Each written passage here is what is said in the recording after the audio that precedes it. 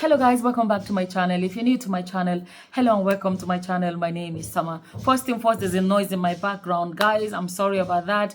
There's never going to be a good time to make a video, so I'm just going to make this video. So in this video, I want to talk about a kind of slavery that a lot of us, educated and non-educated Nigerians, village people, city people, everybody, nobody seems to realize that this is slavery, but it actually is slavery. You know, I've made videos where I've explained that sometimes I have this topic, I'll be like, I need to make a video about it. And then I begin to drag. Maybe something came up, I'm too busy, I didn't get a chance to do it. And then something happens. Or a few things would happen that would be like this is a message that, you know what, you actually have to make this video. I see them as a sign. You know, some people say the Lord told me, no, I see them as, this is not about this is me seeing it as, this is life telling me that, okay, you need to speak about it now. Life pushing me to actually confirm what I already believed that I was supposed to talk about. Now, there's a story that trended recently about this guy that they said, I don't know the full story, I didn't look into it. A lot of you may have noticed, there are a lot of contents I don't really cover anymore because I try to protect my mental health. If I feel like it's going to be too emotionally heavy for me, sometimes I pull away. I'm protecting my mental health. I kind of got a bit of the gist, but I didn't want to go deep into it. So basically, it's a Nigerian guy that they said he was living abroad, and the mother was always asking him, or family were always asking, family and friends back home were always asking him for money and all of this. He was working so hard. Long story short, I think he had a cardiac arrest. Life ended. So people are saying that he was overworked, he was stressed and all of that. So now what do I want to speak about? I want to speak about this slavery. You know, Nigeria, we know about house girls, which is also slavery, where a parent will have so many children they can't care for, and then they'll give one out as omodo. That's what Yoruba will call it. Igbo will say odibo. House girl, maids. And some of these girls are being abused. Imagine a 9-year-old going to be somebody's house girl, 7-year-old be somebody's house girl, or 10-year-old, and all of these things. And then they are working, and their salary they send to the girl's family in the village so they can feed. So that is slavery. So the family have chosen that this is the girl that will go there and make money for them to survive. Or parents that can't provide for their children, and they choose one and say, let's reduce them. Typically, they reduce by sending their daughters to go be people's house girls. So this person will raise the child and give them a grown daughter by the time she's 18 or whatever. So that's one other side of slavery. But a lot of us frown on that one. But there's one a lot of us are not very mindful or conscious about. I'm rushing because I don't want it to be a long video. Now, not too long ago, I think maybe a few years ago, I came across a video of a content creator, but I can't remember who that content. I know it's one of these travel ones, if I'm not mistaken. If you guys know this video, you may have come across it. Leave them in the comment section so people can check it out. So the part I remember is that content creator was in this boat, and then the guy that was the boat rider, like a real boat, not bolt.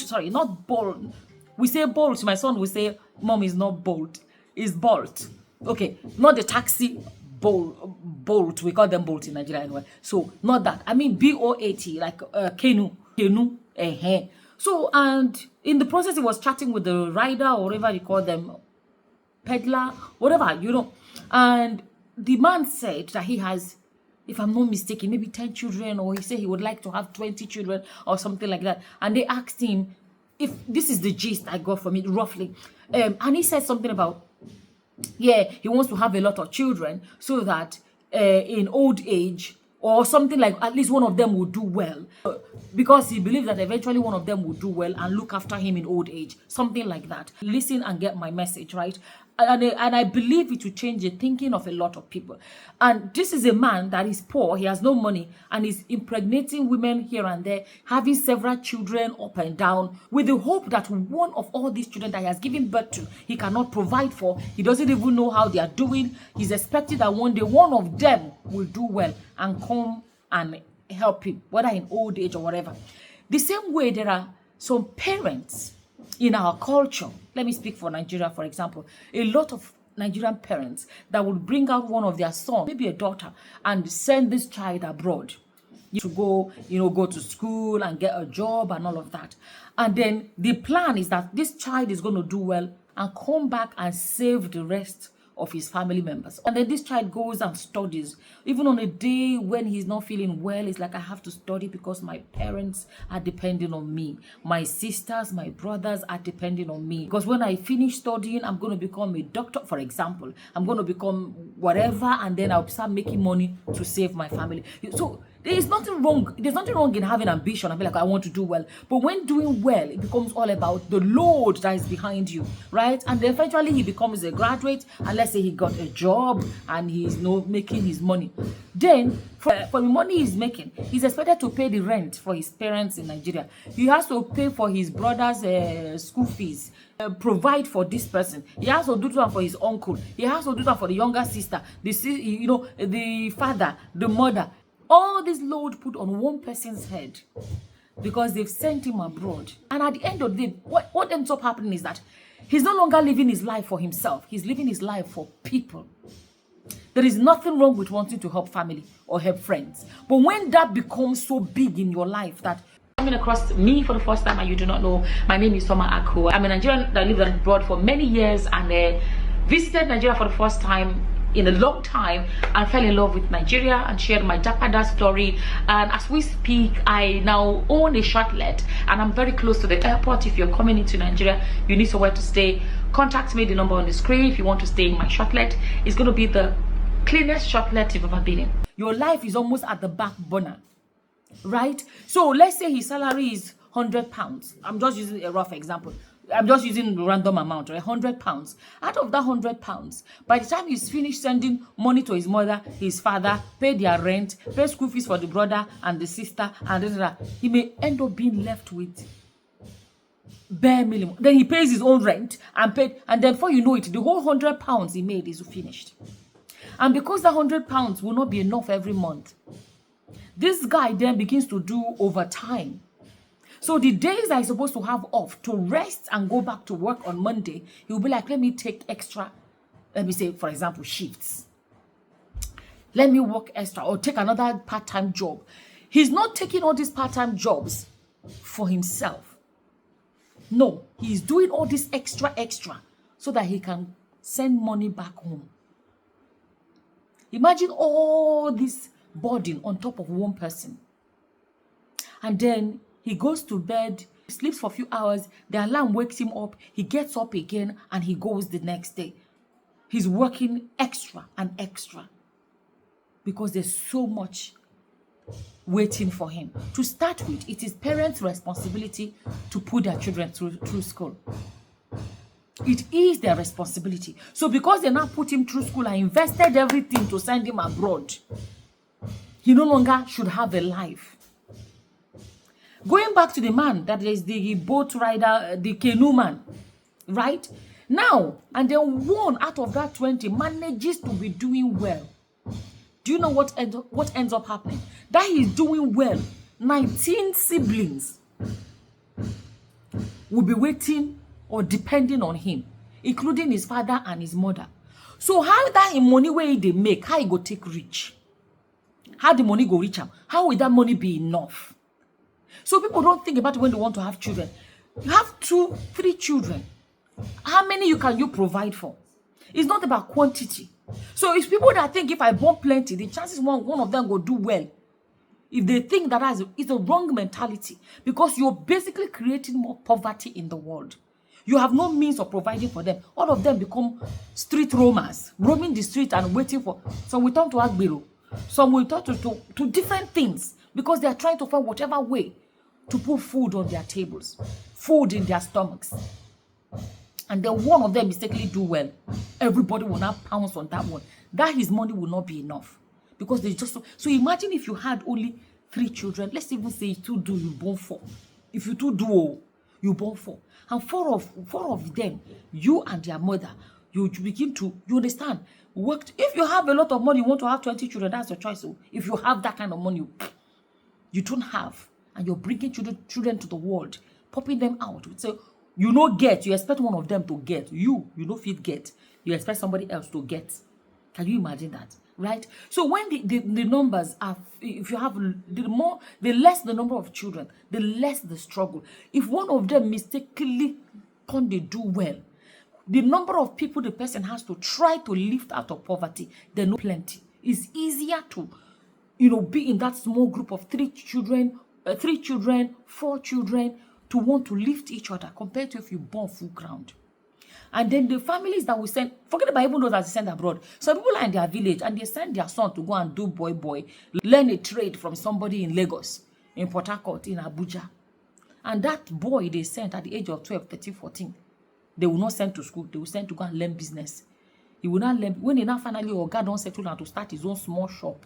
That small shop, people in the village, father, mother, brothers, sisters in the village will keep. You understand? If somebody's existence is to, basically, it's all about saving so many people, providing for his father and mother, brothers, sisters, cousins, all this load on top of his head. He did there and a bricklayer. He go under the sun. He's working so hard to make this money so that he can send to his siblings. Working no break, always tired and exhausted. Is that not slavery? What is slavery?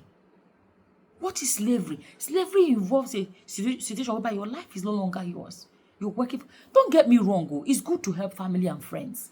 But it gets to a point where it becomes very unhealthy. You should be able to help people. Who is helping you? That's the question I want to ask. Who is helping you? You that everybody put everything for your head. Who is helping you? Nobody. But you, that you're even able to help, every load now be put on your head. How can that person survive? Do you know, I tell you guys, it's slavery. Do you know that during slave trade, families used to gather together out of poverty and hunger and decide among the children who they should sell. I mean, couples used to decide among themselves who they should sell into slavery so they can survive. Yes, desperate situations. And they made those choices. It's still happening today, but in a different form. People are slaving their lives away. I'll say it again.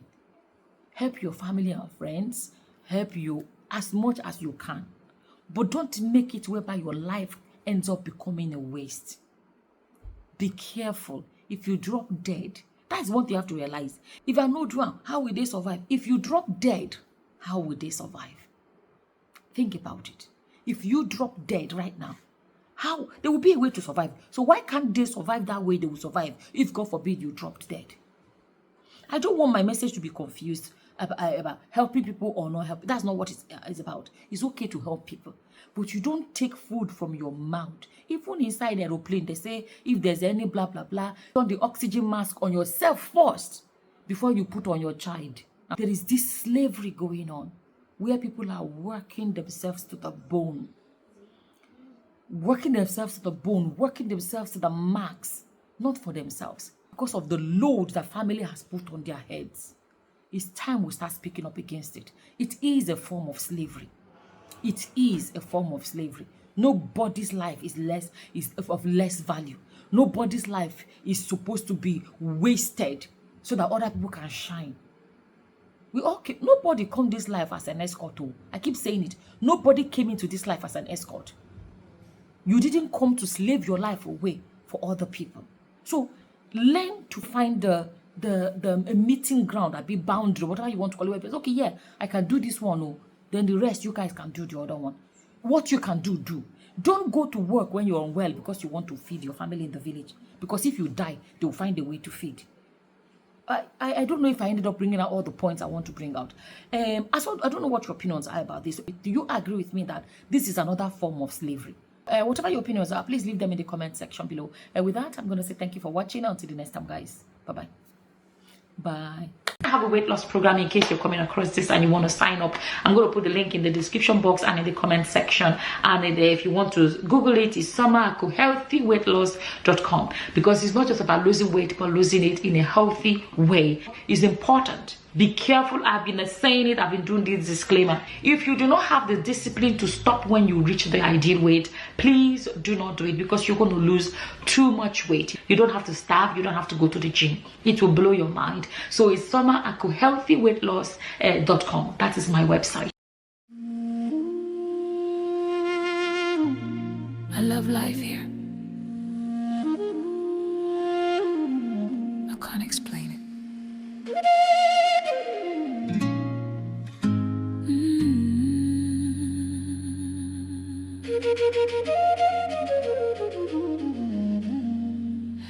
I love life in Nigeria, even when the road no straight, even when the sun too harsh, and the nights they keep us awake. There's laughter in the chaos, music in the noise.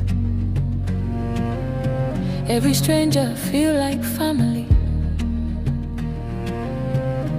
Every pain still get it.